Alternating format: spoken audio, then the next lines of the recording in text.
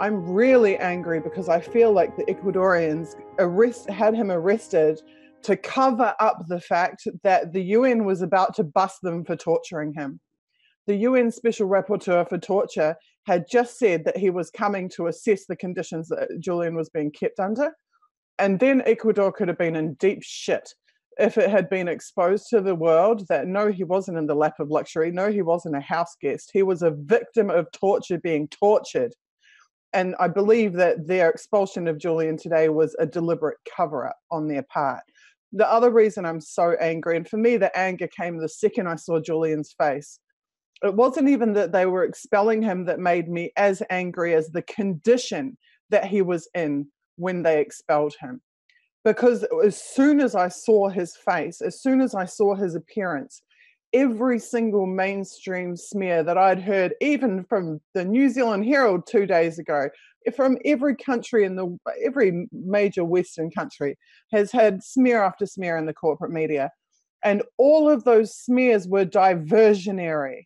All of them. Julian's cat, Julian's dishwashing or lack thereof, Julian's smelly socks, his personal habits. The man was being tortured in the capital city of a Western nation for 6 years. And every single journalist who didn't work that out and report on it, who didn't take credibly the witness statements from those who were meeting with him and who were whistleblowing, the people who were seeing Julian were whistleblowing on the condition Julian was in. They were saying he needs urgent medical treatment. They were saying he's in terrible pain. They were saying he's deteriorating before our eyes. The @Defend Assange account had a photo of Julian when he went into the embassy and a photo of Julian showing him looking like he'd aged 50 years in 5 years. And none of those media had the guts or the balls or the ethics or the morals to report it. None of them. Instead, we got poor cat, Julian's poor cat, blah, blah, blah, blah, blah, while a journalist and a publisher was being tortured in a major Western capital. It is not good enough. And the second that I saw his condition when he walked out, I understood that those journalists were covering up torture. That's what they were doing. They weren't just smearing his reputation. They weren't just, diminishing his support base or eroding his support base. They were actively involved in the cover-up of torture, which is against how many international and national laws. The UK is a signatory, just like New Zealand, just like everywhere else.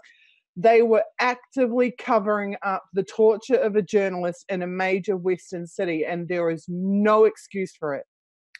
And that those people have the despicable gumption to sit there and debate whether Julian is a journalist or not. The debate should be over whether they are journalists or not. And when I heard the judge say today to Julian, "You are a narcissist," do you know where that term comes from? That term is from the intelligence agencies. The intelligence agencies called Chelsea Manning a narcissist. They called Edward Snowden a narcissist. And now they call Julian Assange a narcissist. And why is a judge, the judiciary is supposed to be independent, why is a judge parroting the terminology of the intelligence agencies?